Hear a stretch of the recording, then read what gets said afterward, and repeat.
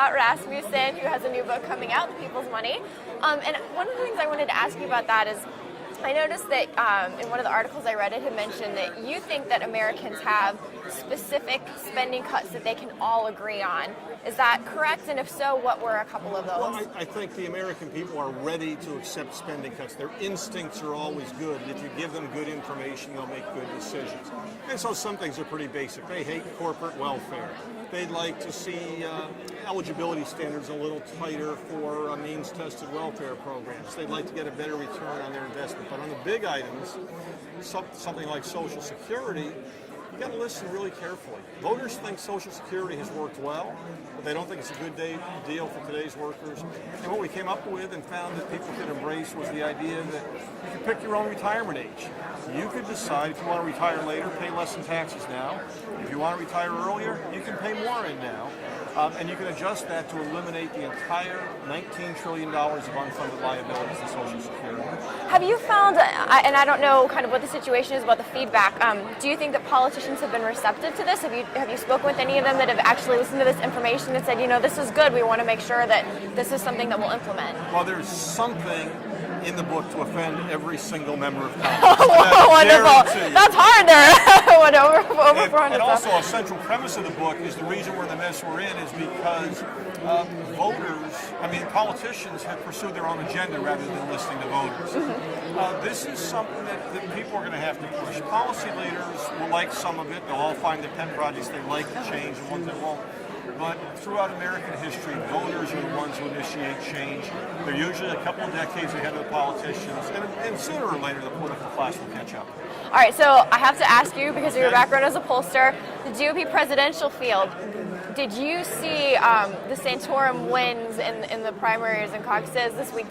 Was that something that you noticed in the trending? Because I know nationally he's still polling fairly low compared to Mitt Romney and such. So was that a trend that you noticed or would surprise you? We didn't poll in those states, but we did notice in our national tracking on the Obama-Santorum matchup, Santorum's numbers went up. In fact, he's essentially even with President Obama right now. Wow. So I won't say I was surprised, but I was shocked that he won all three states. There's no way that Governor Romney's team should have let anybody else win all three states that night. And I don't know if they just misjudged the situation or what, but it was a stumble. And I'd like to ask you too, just kind of about the science of polling. Do you think that polling has gotten more accurate or less accurate in the past few years? What are you seeing as some of the main trends? I know there's a question about whether or not to call people's cell phones when you're polling. So how has the science of polling evolved kind of in this new age of technology? Well, if you compare it to 20 years ago, it's gotten much more accurate. And the reason is there's a lot more people out there doing it. Competition, you may have heard this, but competition is a good thing. Yes. It's what we hear at conservative conferences like CPAC. And because there's so much competition out there, you can't get away with being sloppy. So we're very rarely surprised by election results. Last Tuesday's with Rick Santorum was a surprise because hardly anybody polled him. Going forward, I think we're going to see more mistakes in 2012, 14, and 16 than we have in a long time because of the cell phone issue. And it's not just you call her cell phone.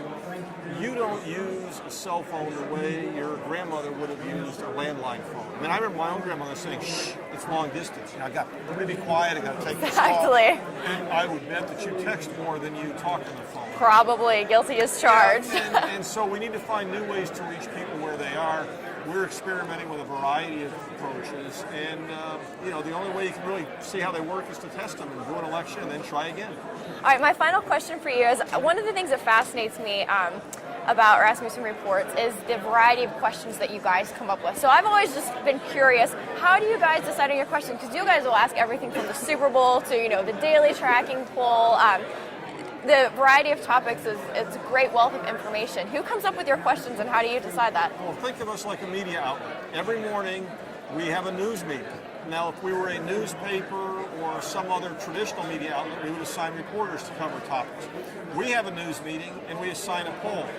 And that's where the topics come from. We look at what's going on around, and sometimes we have fun. We have a poll right now showing that a plurality think people selected from the phone book would do a better job than the current Congress. It's kind of a funny story. It's a little sad that people were that cynical, but Congress deserves it. It's important for Congress to hear that too, That's I think. right. Yeah. But every single day we sit down, we map out the week, and then when you get into the actual question writing, most of them we have a style book and a form, but every now and then you have to have something fun. And I'm really excited about Super Bowl polling because I'm a New York Giants fan. Oh, there you go. You got a whole year to enjoy that. That's right. So. I'll milk it for longer than that. There you go. Well, thank you so much for joining us. We really appreciate it.